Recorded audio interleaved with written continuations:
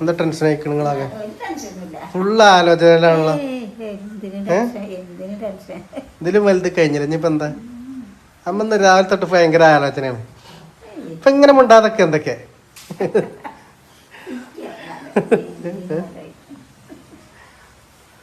ഞങ്ങള് ഡോക്ടറെ അടുത്ത് വന്നിക്കല്ലേ. നമ്മള് എല്ലാ പ്രാവശ്യം എല്ലാ മാസം മഞ്ചേരി പോലെ ഇപ്രാവശ്യം വണ്ടൂരാണ്.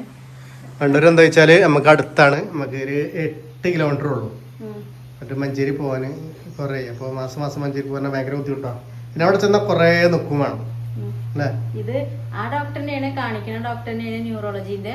ആ ഡോക്ടർ ആഴ്ചയിൽ ഒരു ദിവസം നമ്മളെ വണ്ടൂര് വരുന്നുണ്ട് എല്ലാ വെള്ളിയാഴ്ചയും.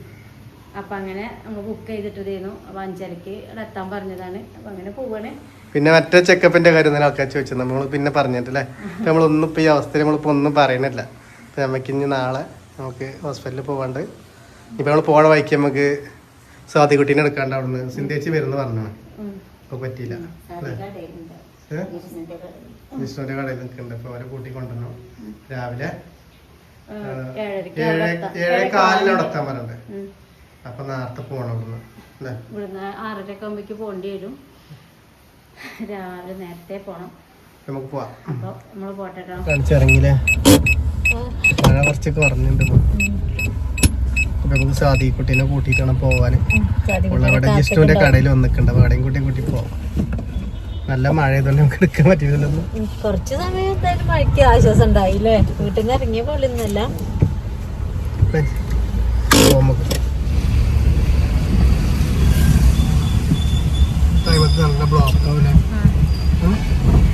വൈകുന്നേരം സമയത്ത് ജോലിക്കാരും എല്ലാം ഇറങ്ങണ സമയല്ലേ. എങ്ങനെയുണ്ട്? ഒന്നില്ലേ അതിന് പോന്ന അവിടുന്ന്?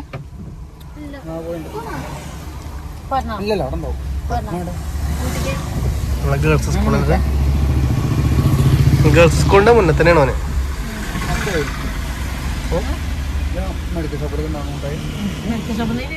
അപ്പൊ നമ്മൾ ഹോസ്പിറ്റലിൽ നിന്ന് വന്നു. നേരം കുറയട്ടെ. ഇപ്പൊ 6:45 നമ്മളെ വിശേഷം 7 മണിക്കൊന്നും എത്താൻ കഴിയില്ല. കുറച്ച് സമയം പിടിക്കും. പിന്നെ നല്ല മഴ കിട്ടി. നമുക്ക് ഒന്നിനും അവിടുന്ന് പറ്റണില്ല. പിന്നെ എന്താ വെച്ചാ ഡോക്ടർ പറഞ്ഞെന്താ പറഞ്ഞോടുത്താ ഫസ്റ്റ് പിന്നെ പറയാണ്ട് ഡോക്ടർ പറഞ്ഞത് ഇപ്പൊ നമ്മൾ മരുന്ന് ഈ മാസം കൊണ്ട് നിർത്താന്ന് പറഞ്ഞതായിരുന്നു. പക്ഷെ ഇപ്പൊ 2-3 ദിവസമായിട്ട് ഭയങ്കര ഒരു തലവേദന കൂടുതലാണ്. പെട്ടെന്ന് വരിക, പിന്നെ വേറൊരു മൈൻഡായി മാറുകയാണ്. അപ്പൊ എന്താ വെച്ചാൽ നമ്മള് ഇങ്ങനെ പറയുമ്പോ ദാരിദ്ര്യം പറയണം. ഇന്നലത്തെ കമന്റ് സത്യം പറഞ്ഞാൽ ഇന്നലെ ഒന്ന് പുറത്തേക്ക് ഇറങ്ങാൻ പറ്റില്ല. നമ്മൾ ഈ കമന്റ് കണ്ടിട്ടുള്ള ആൾക്കാർ എന്താ അങ്ങനെ എന്തൊക്കെയോ ചോദിക്കണ അറിയാം. ഇന്ന് പുറത്തേക്ക് ഇറങ്ങിയാൽ ഇങ്ങനത്തെ ചോദ്യമാണ് ഇപ്പോൾ.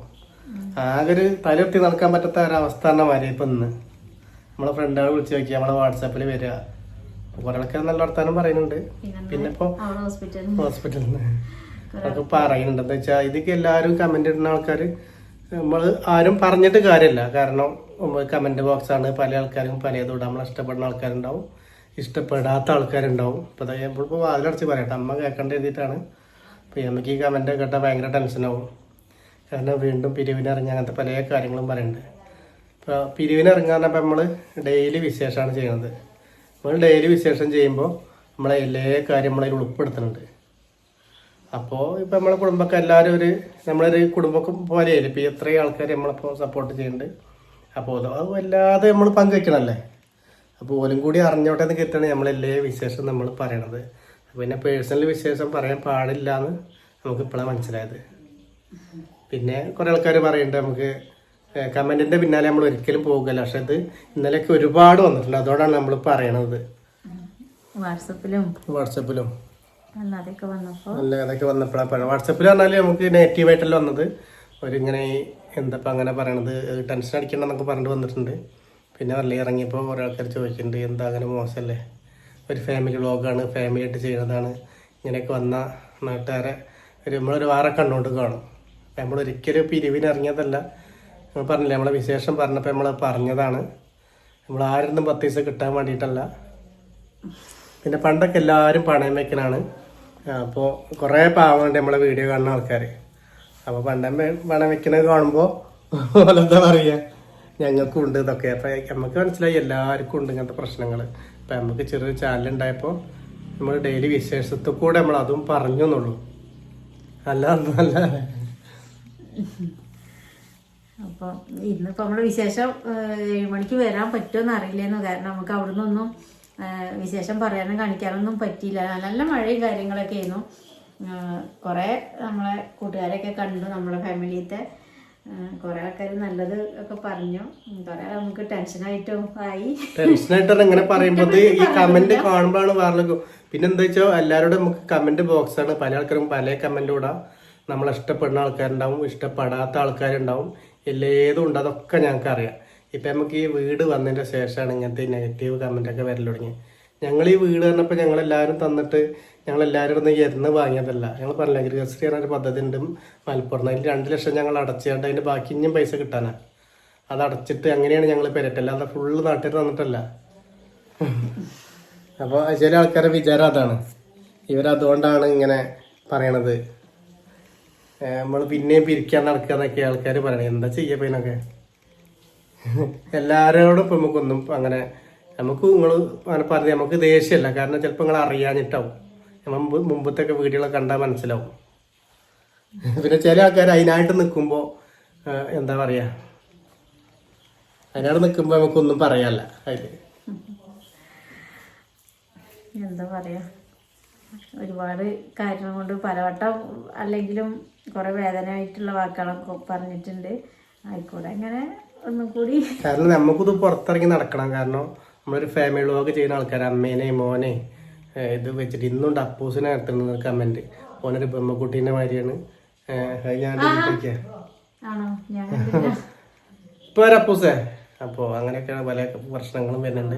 അപ്പോൾ ഇതൊന്നും പറയേണ്ട ഒരാവശ്യമില്ല. നമ്മളോട് ദേഷ്യം ഉണ്ടെങ്കിൽ നമ്മളെ വാട്സപ്പ് നമ്പർ ഇന്ന് വീഡിയോൻ്റെ താഴെ കൊടുക്കണം. നമ്മളെ വിളിച്ച് നമുക്ക് ഫുള്ള് നിങ്ങൾക്ക് ഇഷ്ടമല്ലാത്തവർക്ക് നമ്മളെ തെറി പറയാം, എന്തും പറയാം. നമ്മൾ നമ്പർ കൊടുക്കുക, നമ്മൾ വിളിച്ചോളി നിങ്ങൾ നേരിട്ട്. ഇതിൻ്റെ ഇടയിൽ വന്നിട്ട് ഇങ്ങനെ ആവശ്യമില്ലാത്ത പണിയെടുത്തത് ഭയങ്കര പ്രശ്നമാണ്. അതെ, ഞാനപ്പോൾ റിമൂവ് ആക്കി ഞാൻ കണ്ടാൽ എന്താ വെച്ചാൽ വേറെ ആൾക്കാരുടെയും കണ്ടാൽ നമുക്ക് ഭയങ്കര പ്രശ്നമാണ്. അപ്പോൾ ഇത് കുറച്ച് ആൾക്കാർ ഇതിനായിട്ട് ഇറങ്ങിയതാണ്. എന്താ ചെയ്യുക, ഒന്നും പറഞ്ഞിട്ട് കാര്യമില്ല അല്ലേ? നമുക്കും നിങ്ങളെ പത്തില്ലാരെയും പോലെ നമുക്ക് പുറത്തിറങ്ങി നടക്കണ്ടേ. കാരണം നിങ്ങളാണ് നമ്മളെ താങ്ങ് തണല് ഇത്രയും സപ്പോർട്ടായിട്ട് ഇങ്ങനെ എത്തിച്ചത് ഇതുവരെ. അപ്പോൾ ആൾക്കാർ പറയുന്നുണ്ടാവില്ല എന്ന് നമുക്ക് കറക്റ്റായിട്ട് അറിയാം. പഴയ നമ്മളെ വീഡിയോ കാണുന്ന ആൾക്കാരും നമ്മളെ സപ്പോർട്ട് ചെയ്യുന്ന ആൾക്കാരും പറയുന്നുണ്ടാവില്ല. അപ്പം ഇങ്ങനെ ഈ പറഞ്ഞവൾക്കാണ് നമ്മൾ ഇഷ്ടപ്പെടുന്നവൾക്ക് ആൾക്കാർക്കല്ല നമ്മളീ പറയണത്. ഇപ്പം എന്താ വെച്ചാൽ ഇതൊക്കെ വന്നാൽ നമുക്ക് ഭയങ്കര ടെൻഷനായിട്ട് ആകെ എന്തെങ്കിലും വേറെയൊക്കെ വരിക. കാരണം ഇങ്ങനെ നമ്മളെ ജീവിതത്തിൽ ഒരിക്കലും സംഭവിച്ചിട്ടില്ല. ഇങ്ങനത്തെ ഈ ബേഡ് കമൻറ്റോ ഒരാളിൽ നിന്നൊരു കുത്തുവാക്കോ ഒരു വർത്താനോ നമ്മളെ കുടുംബത്തിൽ നിന്ന് എവിടെയൊന്നും വന്നിട്ടില്ല. അപ്പം ഇങ്ങനെ പെട്ടെന്ന് ഇങ്ങനെ ഒക്കെപ്പാടെ ഒരു നെഗറ്റീവ് പോലും നമ്മളെ വീഡിയോയ്ക്ക് കമൻറ്റിൽ വന്നിട്ടുണ്ടായിരുന്നില്ല.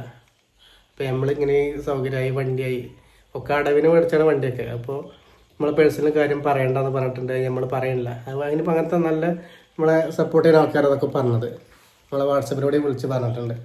കാരണം അവരൊക്കെ നമ്മൾ അത്രയും ഇഷ്ടപ്പെടുന്ന ആൾക്കാരാണ്.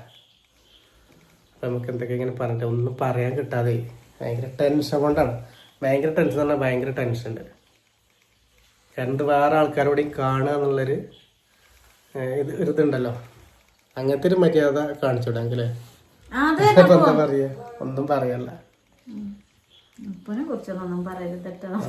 അത്രയല്ല ഒന്നും പറയാനുള്ള.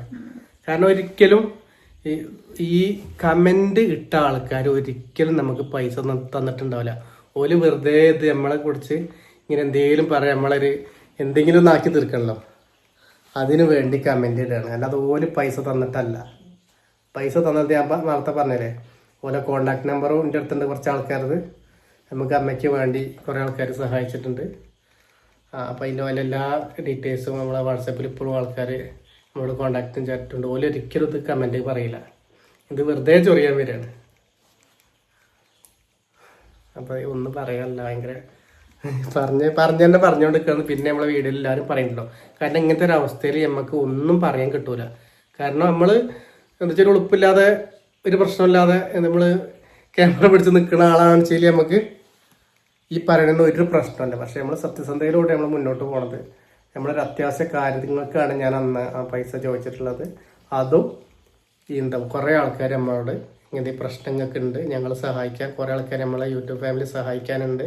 അപ്പോൾ എല്ലാവരും ആവശ്യപ്പെട്ടാണ് ഗൂഗിൾ പേ നമ്പർ കൊടുത്തത്. അപ്പോൾ ആ ആൾക്കാർ നമുക്ക് ഒരിക്കലും മറക്കാൻ പറ്റൂല പോലെ. ഒന്നും പറയാൻ പറ്റില്ല, നീ പറയില്ല. കൂടുതൽ പറഞ്ഞ് മനസ്സിലാക്കില്ല കേട്ടോ.